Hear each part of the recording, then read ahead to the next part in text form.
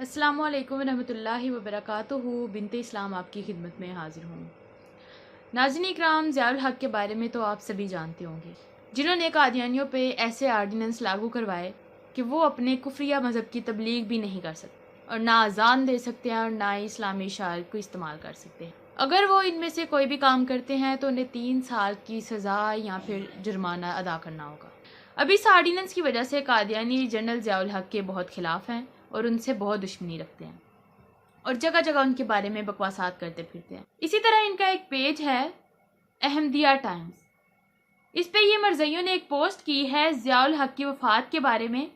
जैसा कि आप जानते हैं कि एक त्यारा क्रैश होने के बायस वो वफ़ात पा गए थे, तो यहाँ मिर्ज़ाई ने लिखा है कि बुध 17 अगस्त 1988 के दिन बहावलपुर में त्यारा हादसा में जलकर राख हो गया और अपने वक्त का फ़िरौन, और नीचे जी पोस्टर लिखा है जमाते अहमदिया से टकराने का अंजाम। नाज़रीन इकराम, आप इनकी तकलीफ की शिद्दत देख सकते हैं कि किस कदर जाहिल लोग हैं ये और किस किस्म की बकवासात करते हैं। तकलीफ बस यही है इनको कि ज़ियाउल हक़ की वजह से इनके दजलो फरेब के सारे रास्ते बंद हो गए थे। कादियानी हजरात मुंह उठाकर किसी को भी बातें करने लग जाते हैं, शायद अपने गिरेबान में झांके तो इन्हें कोई गैरत शर्म आ जाए। ज़ियाउल हक़ के बारे में कहते हैं जी वो निशाने इबरत बना, वो जमात से टकराने का अंजाम ये हुआ, ब्ला ब्ला। तो अब जरा कादियानी हजरात गौर से सुने, अपने सारे कागजी खलीफों के मरते वक्त इस्लाम से टकराने का क्या अंजाम हुआ था और किस हालत में मरे।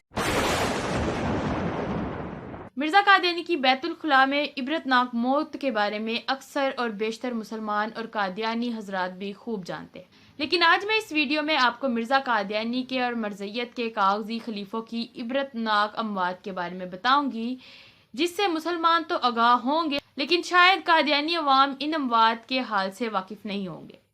लेकिन आगे बढ़ने से पहले आप हमारे चैनल को सब्सक्राइब कर दें और बेल आइकॉन को भी प्रेस कर दें ताकि आने वाली तमाम वीडियोस आप बआसानी देख सकें।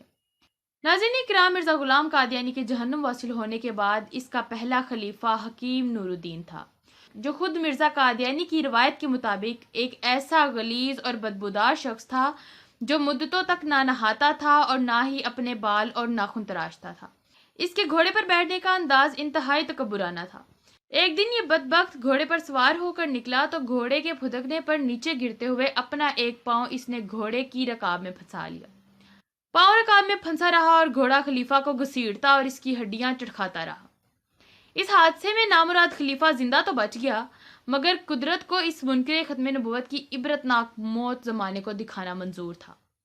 जख्म नसूर की शक्ल इख्तियार करते गए, पहले अजियतनाक और फिर बाद में जानलेवा साबित हो गए। सारे कादियानी हकीम और कादियानियों के सरप्रस्त अंग्रेज डॉक्टर तक इस बदबख्त को ठीक ना कर सके।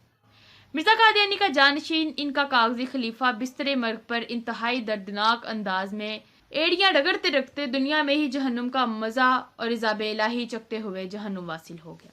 हकीम नूरुद्दीन के इस अंजाम के बाद मिर्ज़ा कादियानी की बीवी ने अपने बेटे मिर्ज़ा बशीरुद्दीन महमूद को ज़बरदस्ती खलीफा बनाया। मिर्ज़ा बशीरुद्दीन बदतरीन गुस्ताख था और इंतहाई अयाश जवान था।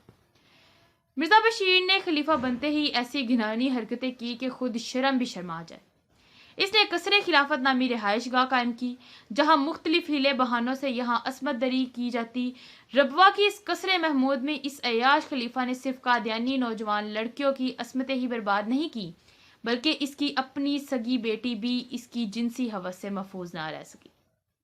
और इस खलीफे की जिंदगी का खात्मा भी ऐसे दर्दनाक हालात में हुआ कि इस फालिजदा इब्लीस की जिंदगी के आखिरी 12 साल बिस्तरे मर्ग पर गुजरे और इस मलून की शक्लो सूरत पागलों की सी हो चुकी थी और सर हिलाता रहता और मुंह में कुछ मिमियाता रहता था और अक्सर अपने बाल और दाढ़ी को नोचता रहता था।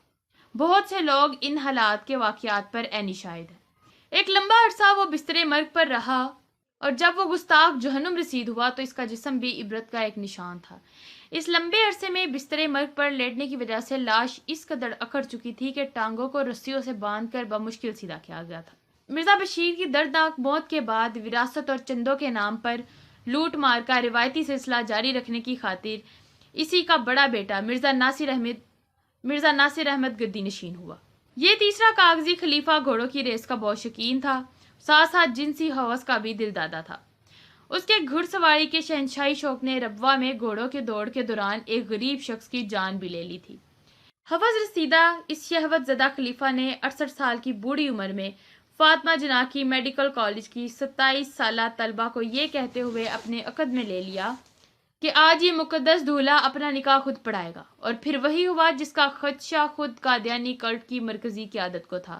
خود سے 44 برس چھوٹی عمر کی بیوی سے ازدواجی تعلقات ناکام رہے اور اس وجہ سے دیسی کشتوں کا بے دریغ استعمال شروع کر دیا، اور ان کشتوں کے راس نہ آنے پر خود ہی کشتہ ہو گیا۔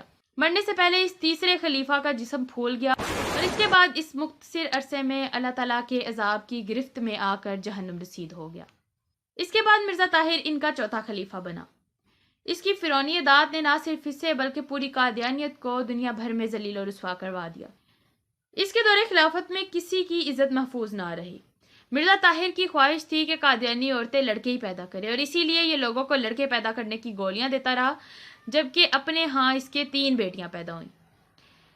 اس خبتی کے ذہنی توازن کا یہ حال تھا کہ امامت کے دوران عجیب و غریب حرکتیں کرتا، کبھی باوضو اور کبھی بے وضو ہی نماز پڑھا لیتا۔ مرزا طاہر نے کراچی کے علامہ عبدالستار سے مباہلہ کیا، جس کے نتیجے میں کچھ ہی عرصہ بعد اس پر لائیو تقریر کے دوران فالج کا جان لیوا اٹیک ہوا، اور اس کے بعد وہ کبھی صحت یاب نہ ہو سکا۔ فالج کے کچھ دنوں کے بعد جب دنیا بھر میں خبر پھیل گئی کہ علامہ عبدالستار جو کہ کراچی کے رہنے والے ہیں، ان سے مباہلے کے نتیجے میں بطور عذاب الہی مرزا طاہر پر فالج کا اٹیک ہو گیا ہے، تو مرزائی قیادت نے اس کو مختلف انجیکشن لگا کر تقریر کے لیے سٹیج پر کھڑا کیا، مگر خدا کی قدرت کہ چند منٹ کی تقریر کے دوران مرزا طاہر نے ایسی ہی پاگلوں جیسی حرکات اور بونگیاں ماری جن کو پہلے علم نہ تھا، وہ بھی جان گئے کہ مرزا طاہر فالج کے شدید اٹیک کا شکار ہو گیا ہے، اور پھر فوراً ہی اس کو سٹیج سے اتار لیا گیا۔ جبکہ علامہ عبدالستار جو کہ کراچی کے رہنے والے ہیں، وہ مرزا طاہر سے عمر میں بڑے ہونے کے باوجود آج بھی حیات اور صحت مند ہے، جبکہ قادیانی خلیفہ فالج کے اٹیک کے بعد ٹھیک نہ ہو سکا اور کچھ ہی عرصہ بعد دردناک موت سے دوچار ہو کر دنیا کے لیے عبرت کا نشان بن گیا۔ اس کی بھی جان بڑی مشکل سے نکلی اور مرنے کے فوراً بعد اس کا چہرہ سیاہ ہو گیا، اور اچانک لاش سے اتنی بدبو اٹھی کہ اس کی لاش کو تدفین کے لیے فوراً روانہ کر دیا گیا، اور اسی طرح یہ بھی کاغذی خلیفہ جہنم رسید ہو گیا۔ ہاں جی، تو مرزائیو اب بتاؤ، عبرت ناک موت کس کی تھی؟ تمہارے کاغذی خلیفوں کی موت اتنی عبرت ناک تھی کہ ان کی اموات ہی اس چیز کا منہ بولتا ثبوت ہے کہ اسلام سے ٹکرانے کا کیا انجام ہوتا ہے۔ جس طرح کی اموات قادیانی کاغذی خلیفوں کی ہوئی، وہ قادیانی جو ان چیزوں سے لا علم تھے، انہیں چاہیے کہ اس گھٹیا کلٹ پر لعنت بھیج کر اسلام کے جھنڈے تلے آ جائیں۔ ویڈیو کو زیادہ سے زیادہ شیئر کریں، کمنٹ سیکشن میں اپنی رائے کا اظہار ضرور کریں۔ السلام علیکم ورحمۃ اللہ وبرکاتہ۔